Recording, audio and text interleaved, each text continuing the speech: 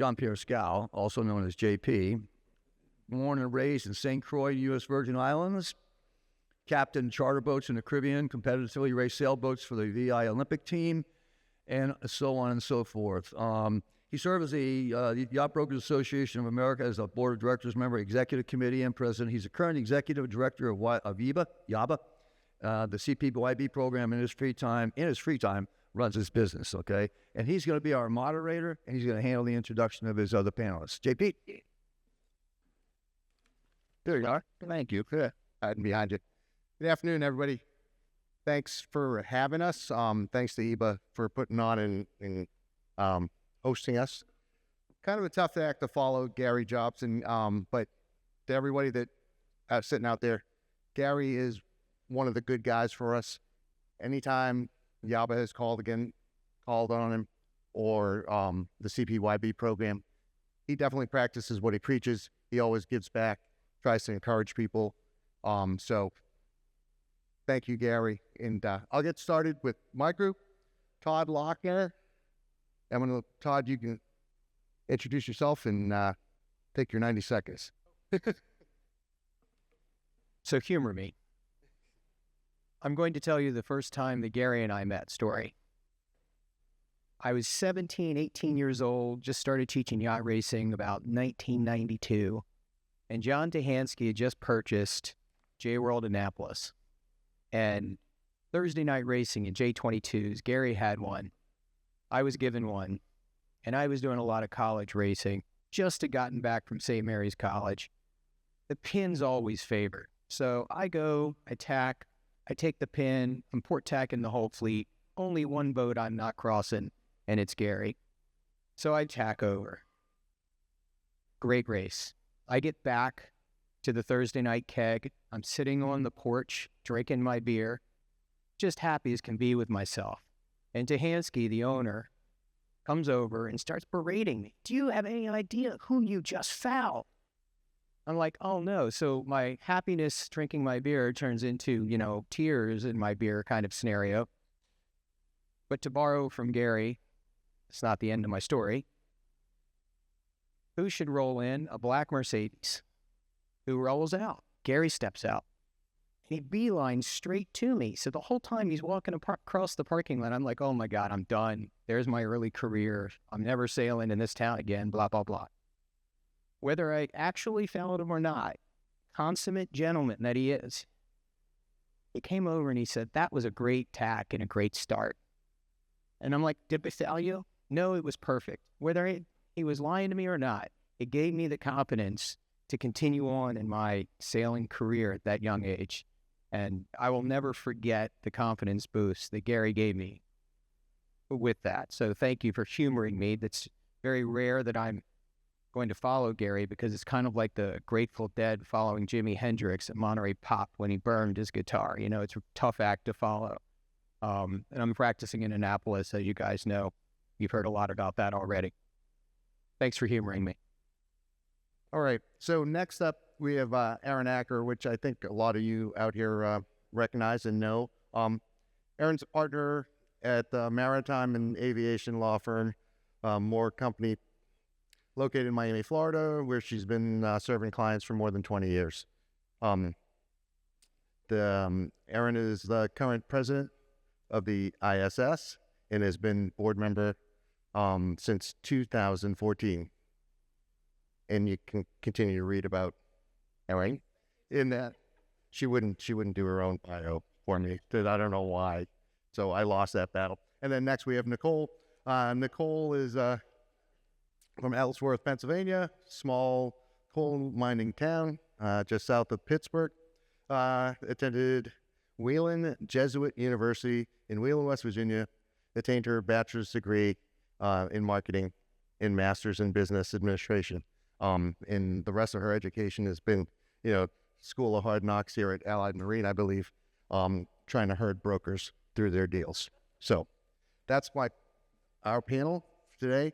And what I'd like to do is I'm going to throw out a scenario, let Todd and Erin kind of discuss the legalities. I know that we're all brokers and we all think we're attorneys, but we've got two that we're not on the clock for, we're not getting billed for, so we're going to let them tell us about certain things. And then Nicole can pull together the herding aspect of it, what we can do as brokers to make sure that we don't get to the point where the deal doesn't close. So the title of this thing is, you're at the deal doesn't close, now what? So the first thing I'd throw out at Erin and Todd are buyer introducing a new contingency after the acceptance of yacht has been signed. What are the legal obligations by the contract? Starter. All right, well, I guess I'll start. No great surprise. Probably no requirements if it's after the acceptance. Almost every one of those agreements that you guys are using, if there's a new contingency added after acceptance, is just worthless. Now, that might be the legal answer, but there's a practical answer as well.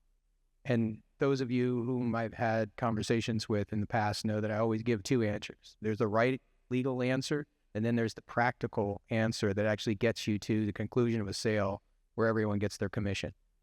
So you have a lot more bargaining power is the practical answer, because the person suggesting those contingencies has zero bargaining power.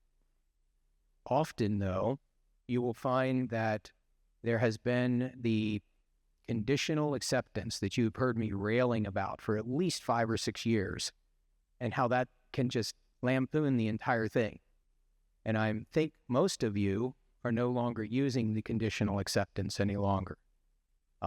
Because those conditional acceptances that I've seen leave open grounds after acceptance where people can make arguments. And that's what we want to try to avoid. It all comes back to the written word. That's my 2 cents. No, I mean, I think Todd's exactly right. You have a contract. If somebody imposes another condition after the boat's been accepted, the contract's the contract. They've already accepted the vessel. But then on the other hand, you have to say, well, do I really, what are they asking? Can I deliver that? Is it something that we can do? Because you do run the risk that they could even walk away from the deal and lose their deposit. So, we see that from time to time. People come up with other things, and, I would say pretty often we try to accommodate the person. It's not 100% necessary, but if you don't try to accommodate the extra requests, then, you could run the risk of the deal going sideways. I mean, it's just that simple. And further to that, I think it's about the communication between the broker and the customer. And if that communication is genuine and thorough from the beginning, it's probably not going to happen.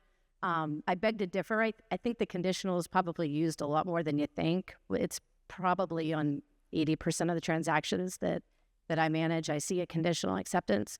But we always make sure that if there are conditions, in addition to a survey adjustment, we always have a clean acceptance sign for closing. That's a requirement.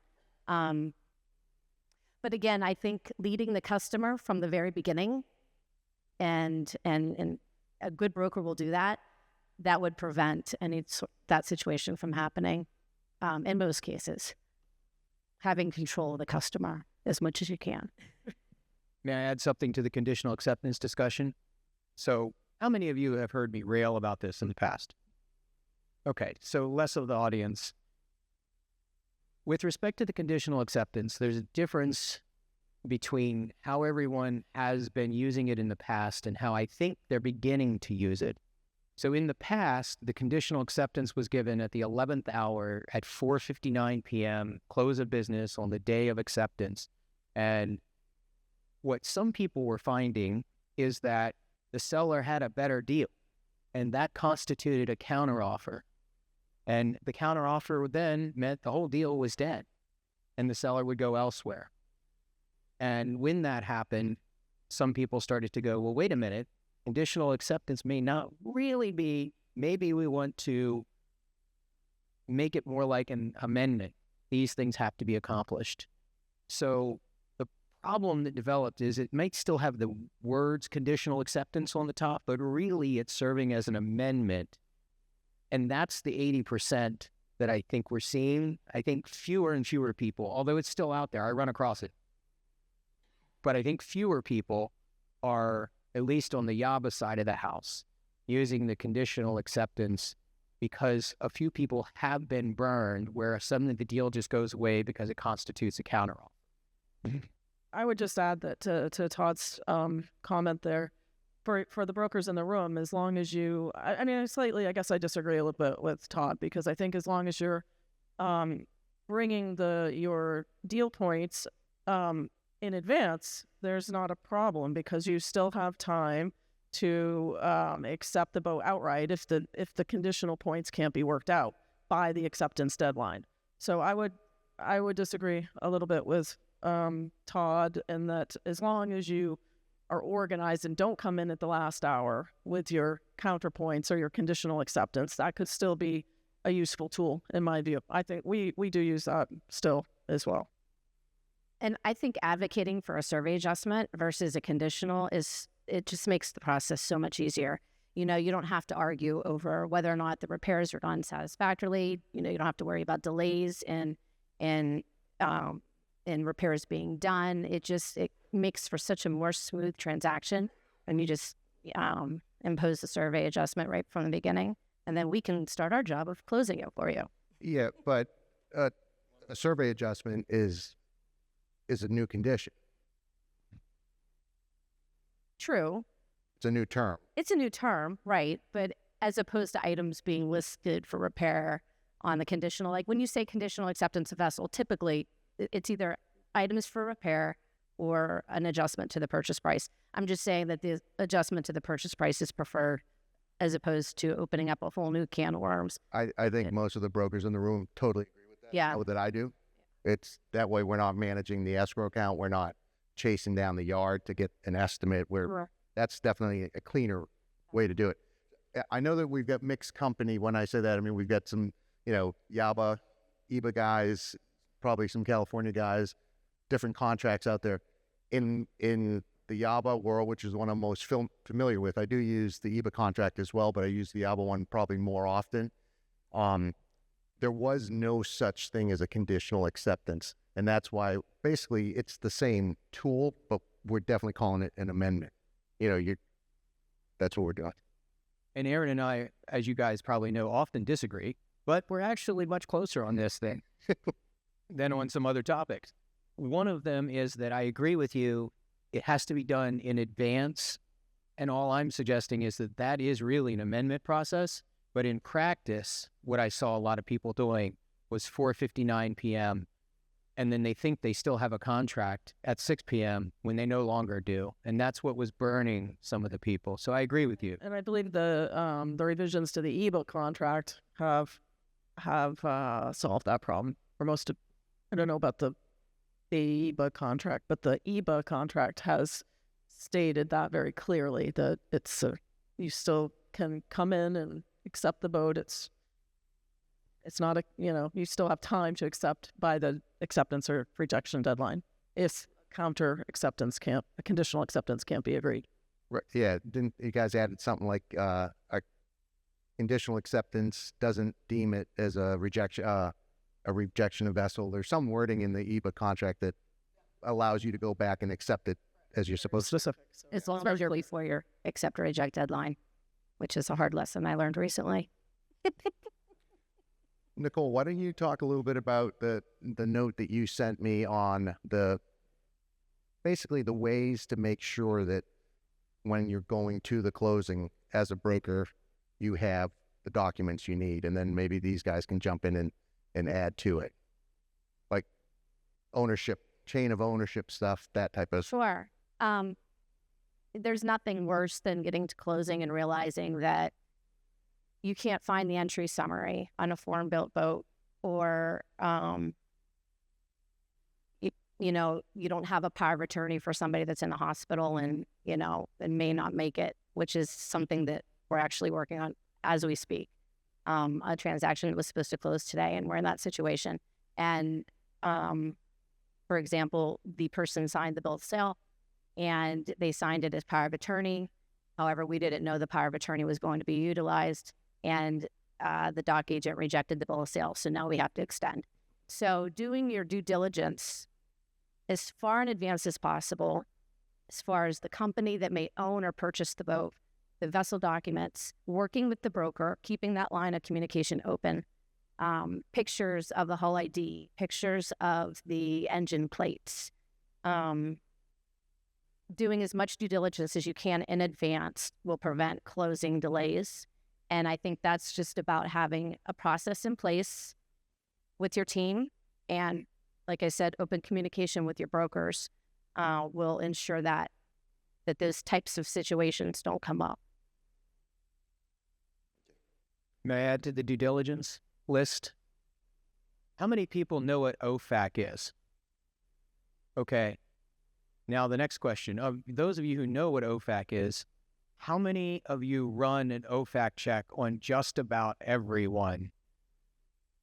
All right, it's a pretty small number. This will scare you. That's what lawyers do, right? I was at a speech given by the Department of Justice attorneys, and they said, we do not have the capability to do the kind of policing on all of these transactions, which needs to happen. So we rely upon you as the lawyers and the brokers to do it. And if you get it wrong, we're coming after you instead. Now let that sink in for a moment. You make a small mistake, you easily have a $500,000 to $1 million fine, and the government is pursuing you because you blew it by not checking OFAC. So the Office of Foreign Asset Control, for those of you who don't know, it's online accessible. We never give out our wiring information before we do an OFAC check because we don't want anyone who might be on an OFAC list to put any money into our account because now I have a headache. The week after Russia invaded, we had 2 deals with Russian oligarch types, one selling and one buying. Kind of weird, right? Why would you buy? But it worked out that way. And so the first thing we did is OFAC, and we had a moment of panic until we realized that one of them was specifically excluded because he was the oligarch in charge of the healthcare, and they still wanted, the U.S. still wanted to have money going into the healthcare side of things. So we were able to help conclude and get involved with that deal. But there are lots of people, as you do the international sides of these things, check the OFAC just to be sure. You're going to have to do it anyway on the Know Your Client. So do it right out of the box. And I would just add that OFAC to everything. I even make my people in the Department of the Redundancy Department, I even make them check on U.S. citizens when I know they're not going to be there. And all you have to do is print it, PDF, put it in your file. And if you miss it, for example, Apple had to pay $500,000 because the person who searched used all caps instead of not all caps, came back negative when it shouldn't have come back negative, and Apple had to pay $500,000, and they turned themselves in. And they still had to pay $500,000. So I just throw that OFAC bit out to add to the due diligence checklist. How does one go about running one of those checks? Just type in OFAC in Google, and it'll take you right to where you can just type in the names. Is it free? Yep, it's free. Okay. Interesting. All right. Next scenario, which we kind of just touched on, Nicole, you inadvertently, but I said seller passes away during the transaction, so vessel cannot be transferred until vessel goes through probate. And there's obviously there's other ways to own vessels, but if anybody wants to jump in with that, Erin, you look like you want to say something. Well, I have a situation where a client is in the process of selling a boat, but he doesn't have a contract, and he did pass away. So everybody's scrambling to figure out what to do next. But when you've got a situation where the deal is has been accepted and you're moving towards a closing and somebody passes away, I mean, the reality is it's typically a corporate entity that's selling or buying. That's the usual. So it does that. Most of the contracts do state that the deal is binding on the heirs and assigns of the parties. So, my thinking would be that you would have to continue to move forward with the deal. But of course, there's reality and there's a contract. So, probably you take a pause and regroup and see what the parties want to do. That would be the reality part of it. Obviously you do have a contract and somebody could push and force the deal to go through, but probably with an extension of time to get things reorganized. So I'll disagree. Well, I know in the Northeast, most of the boats are personally owned, privately owned. There's, some LLC stuff, but I don't think any of the Northeast boat brokers see 50-50. I mean, I'm sure on the bigger stuff, that's all corporate that was kind of why I said the probate aspect of it. And so we're at that point. Is there any type of onus on the time is of the essence or any of that? At that point, can the seller say, obviously he's not with us, I'm sorry, seller's gone, may he rest in peace, but, can the buyer walk away? Because it can't be, could the seller be considered in default, or is there any way to hold the buyer there so we can get it to the close? Again, the contracts will dictate whether they're binding on the heirs of the parties. And the arguments can be made on either side that you have to continue with the deal because the contract does dictate that. And I know the EBA contract says that. But again, then there's reality that you have to figure out whether or not how we're going to be able to do that. Like who now owns the boat of the deceased person? If you're saying it's an individual, then you have to figure out who has the authority to sign things and whatnot. And maybe they just say, I'm not going to do it. And you have a lawsuit or something. But most of the contracts dictate the parties would have to proceed, probably with an extension. As a practical matter, if the person has a trust set up, then theoretically things could happen much faster because you're not waiting for the government to issue the letters of administration. But even a company, because you can just replace the director that signs off. Now, it may be harsh to go to the widow casket side and say, sign here because you have to close. I mean, you're really going to do that? Probably not. But actually, I am actually dealing with a situation like that right now. I mean, it's very sad. I mean, it's a terrible situation. The guy was very young, and the boat isn't under contract, but they're trying to sell the boat. So yes, we are replacing. He was the director. It was a 2-company structure, and it was him on everything. Except at the end of the food chain, it was him and his wife that were shareholders of the final company. So what we've been able to do is she's the executor of the estate. She can act for his shares, and she's able to appoint a new manager of the LLC who appoints a director of the owning entity. And now we've been able to move forward with some other matters. So you can. So we've been able to do it quickly, but it's very sensitive. This woman just lost her husband, so.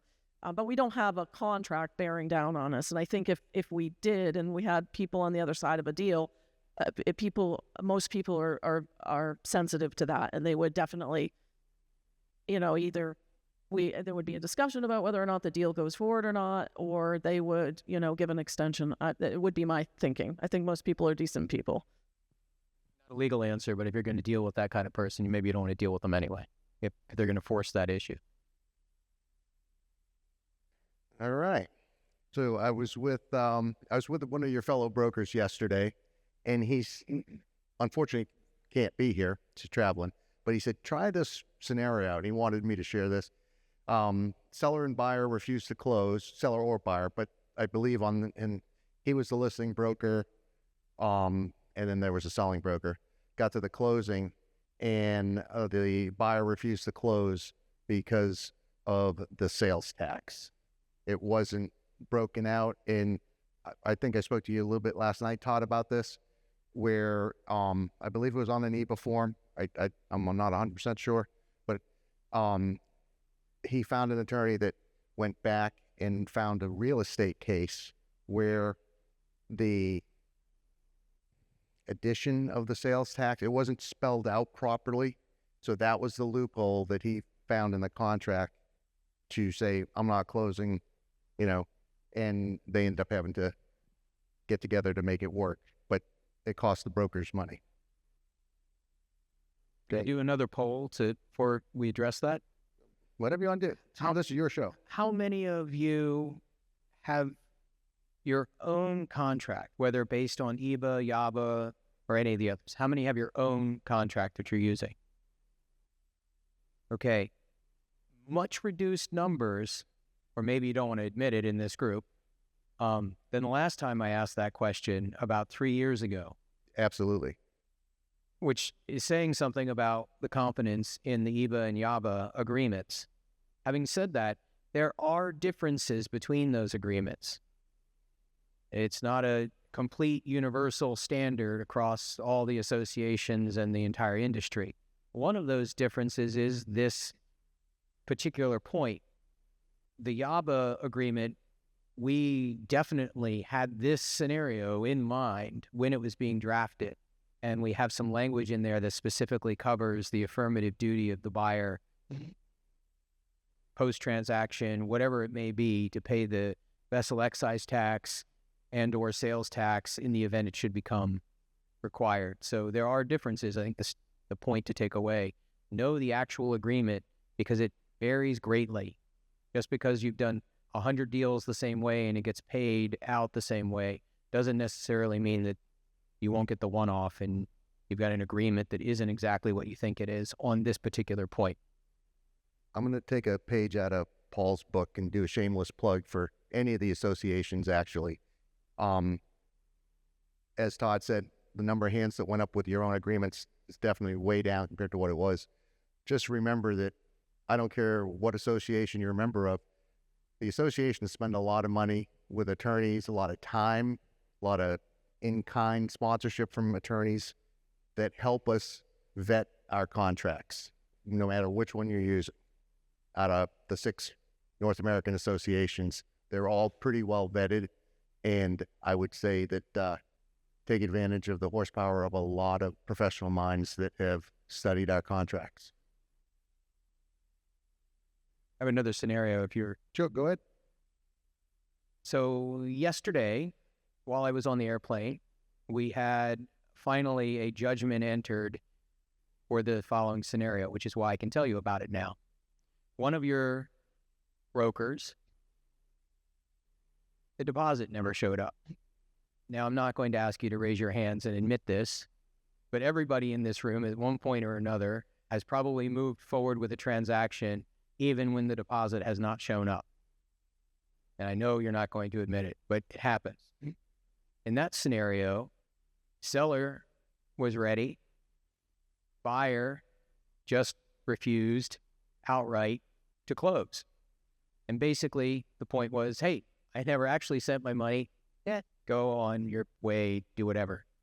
The broker stood up and said, this isn't right for the seller, so we're going to front that part that if it had actually shown up, we're going to provide to the seller. And ultimately, arbitration proceeds, moves along very slowly, and I think the deposit was like 10, 15, maybe 20, I don't even remember, but it was small change, smaller boats, small change. The judgment yesterday was $92,000 or $96,000 against the buyer who refused to consummate the deal. So now we are, and we actually I got a couple of minutes ago, I got the message from my associate that the buyer's attorney basically called and said, "Uncle, can I pay in 2 lump sums?"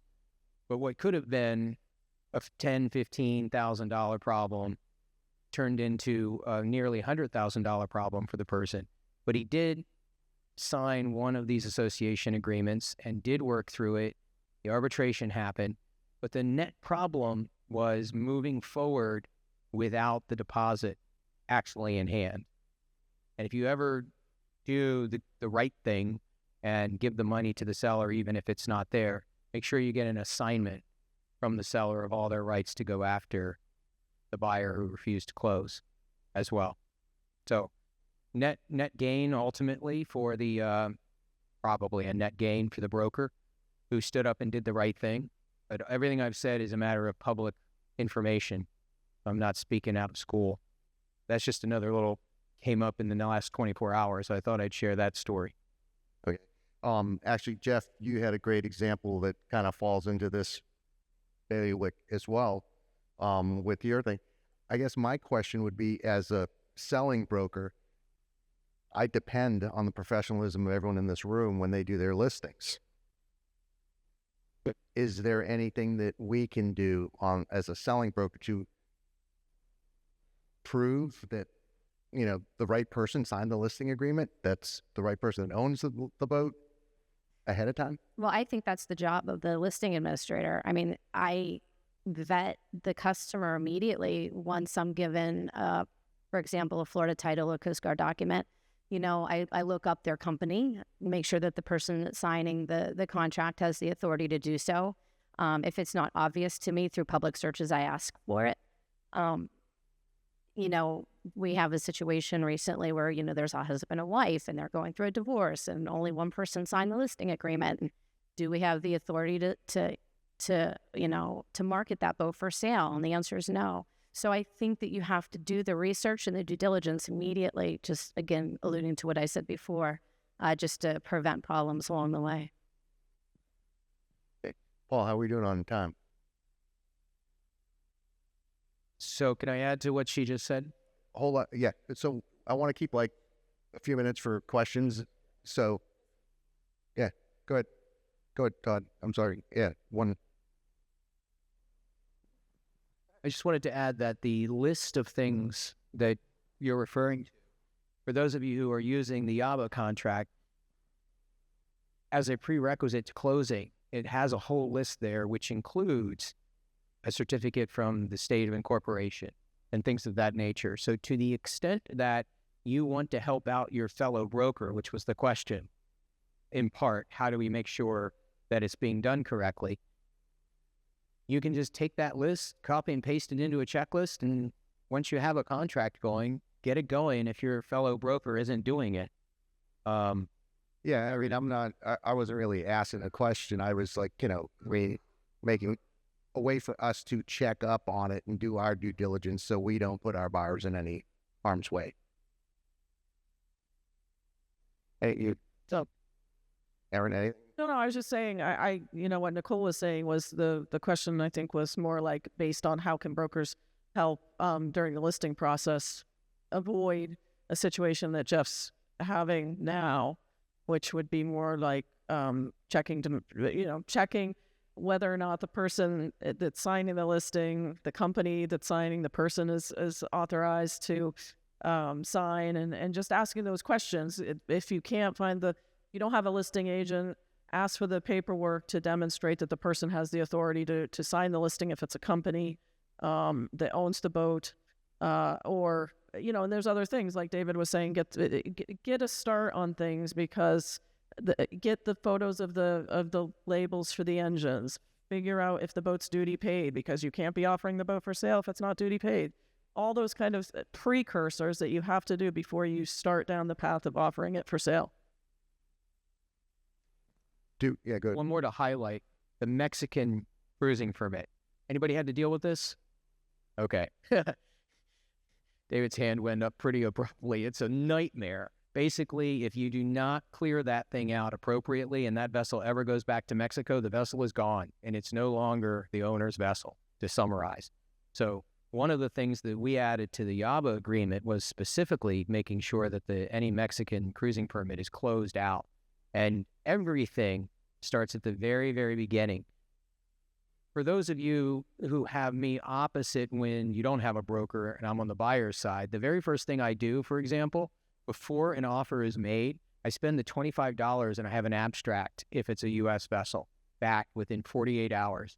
I know exactly what's there, who actually should be on the contract in the first place on the P&S.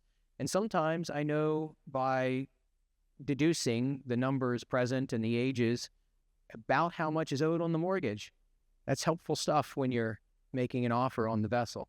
And you would be shocked how many P&S, you guys wouldn't be, but some of you might be shocked how many P&S come across within 2 days of closing, and it has no bearing whatsoever on actually who owns the vessel. Completely two different entities or people, and then it's a scramble for everyone. All right, why don't we open it up to some questions, folks? If you guys have any, we'll fit it. Andrea has a question. So you talked about getting tied up with somebody didn't know about a tax that was due. Do the closing statements for the buyer and the seller that have been executed help with that situation? I mean, I don't know who that's addressed to, but I'll jump in, and the closing statement should address any tax that's due, for sure. But I think also, I don't know as if it got to the point of closing. It was your situation, right, where the guy didn't have tax. No, okay, no, but yeah, that should help. It should help. But also the contracts do say, depending on what I think the point was, what contract are you using? You should use one of the, like the EBA contract does state that the buyer is responsible for any and all taxes that are due, and the seller is responsible for any and all taxes due prior to the transfer title. So those things protect you, but the closing statements are supposed to address the tax due as well. I mean, and as a dealer, you know, especially in the state of Florida, if you see they have a Florida driver's license, you know they're going to be using the boat in Florida. I think as a dealer, it's your fiduciary responsibility to collect sales tax on that purchase.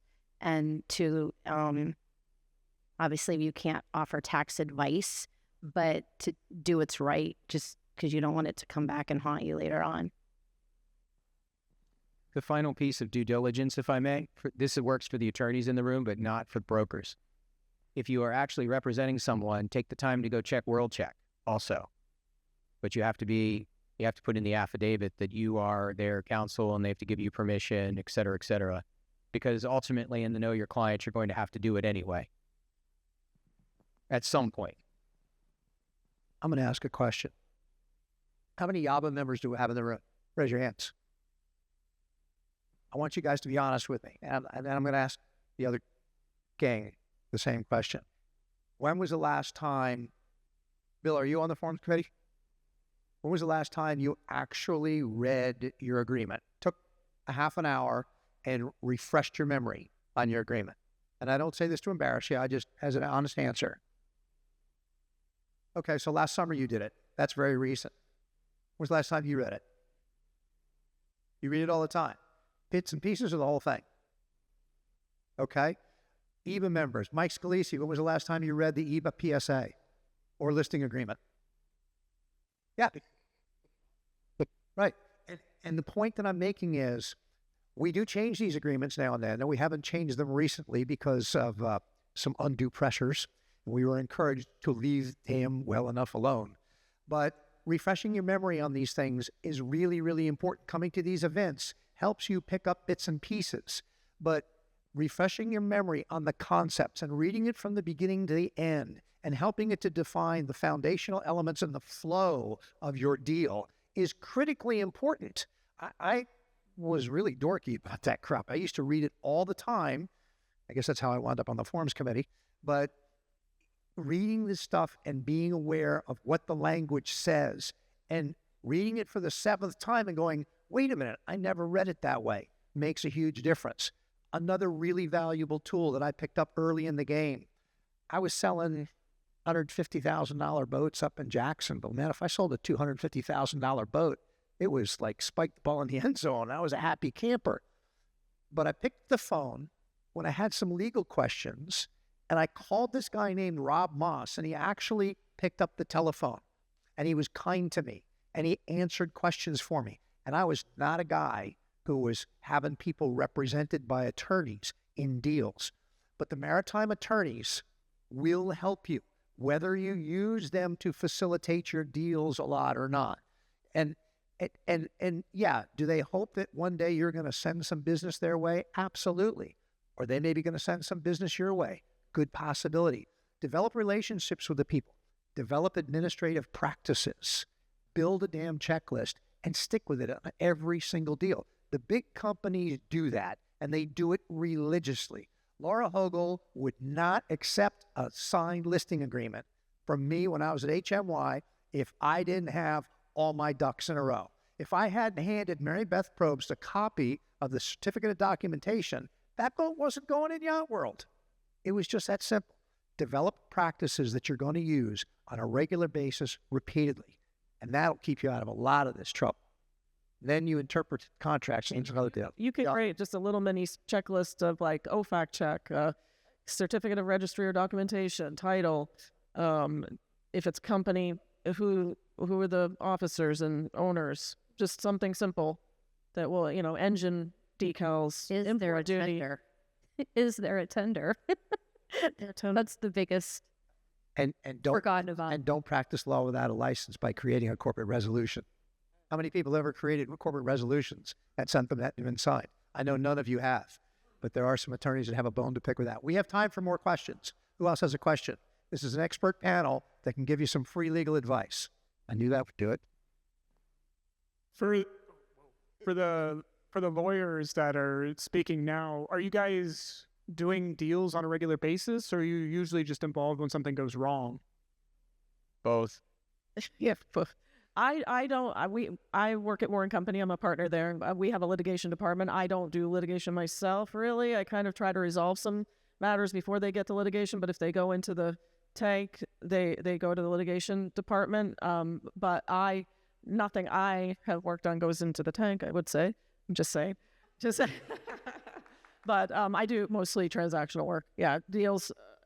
All I do is deals. So is there a certain price threshold where you should be involved as a lawyer versus just our regular closing departments? It's a good question because the bill can add up very fast. And so what we try to do sometimes is say, look, these are the things you really need to focus on, because we have a lot of clients with small boats too, big boats, small boats, but you're right. And it's like, the bill can get, some clients are like, we don't care. We just want you to handle it. Other clients, I say to them, like, look, I can tell you this, this, and this, and then you can hire a documentation service and handle it for you. They will be able to do what you need to be done. So it's kind of a judgment call. And I will say that when it comes to foreign flag, the number is shockingly low. The value of the vessel, where you should at least think about it, is shockingly low. It's roughly 300-ish thousand, right? There's an 18,000 cap here in Florida. And depending upon which flag and their cruising plans, you might be able to save them money. And this is where we're about to do the Mutual Gratification Society thing. Diego's in the room. He's the head of the RMI. And we work with them because they are so efficient that it can be done so much cheaper than, say, BVI or Caymans. I have to charge not quite twice as much for Caymans, but darn close. And so if you've got $18,000 is the cap that they're going to end up paying here, roughly $300,000, it's a little bit more. And I can do the whole thing soup to nuts for $12,000, and it fits with the cruising plan, then suddenly that's $6,000 more buying power that the buyer has. But it has to fit with their cruising plan. It's a shocking how many people have a cruising plan that fits perfectly. As you get higher and higher above, and if you have a vessel that has not paid the duty, then it becomes all the more reason. If you don't have a vessel that's paid the duty and you're bringing it from the Med or whatever, and of course the value is going to be greater than $300,000. So everything starts adding up pretty quickly. But even small domestic things at least should be considered and rejected. If it's in the 300 range and they're like, you know what, I'm never really going to be cruising to the Caribbean. But it's shocking, $400,000 boats out there that people are like, this is my life stream and I'm about to go and I'm going to cruise the Caribbean and I'm going to move on the boat. And that's the kind of itinerary. And the folks that are doing the Great Loop on the trawlers, there's another scenario where shockingly a number of them, it's perfect for them. So there's tons of Grand Banks people that it ends up being useful for, so that they're not worried about the individual state coming and hitting them with a tax bill because their vessel was there for more than 30 days because their child ended up, had the first grandchild. And so they left the boat there for 60 days to go home and be with the first grandchild. And they come back and here's a tax bill. So getting the cruising permit, if you're foreign flag, solves some of that. But they still have to hit that foreign port, as David spoke about earlier. So it's not for everybody, but it's shocking how low that number is, that it should at least be considered, talked about, maybe rejected. But if they don't know, they can't reject it. Paul, you got one more back there? Is that OFAC check for foreign buyers buying something here, or is it for American buyers buying foreign boats? And is that part of like the KYC, like big boat, know your client principles that apply to like the bigger boats? DOJ scared the bejesus out of me when they said, we can't do it, we're relying on you, and we're coming after you if you don't. So we just do it because it literally takes 6 minutes to check it. What's 6 minutes of being able to sleep at night if you're giving out your account number for a wire? So the answer is it's really focused on foreign, but as a CYA factor, I sleep better knowing that I'm making my people take 6 minutes and print out a PDF and throw it in the electronic file. All right, that's going to wrap us up for now. To piggyback on what Paul said, you guys, there's a bunch of attorneys in the room here. If you don't know an attorney, take some time to network and get to know somebody that might answer your phone call, at the middle of the night when you need one. But I'd like to thank Todd, Erin, Nicole for sure. And it was a pleasure being here this afternoon.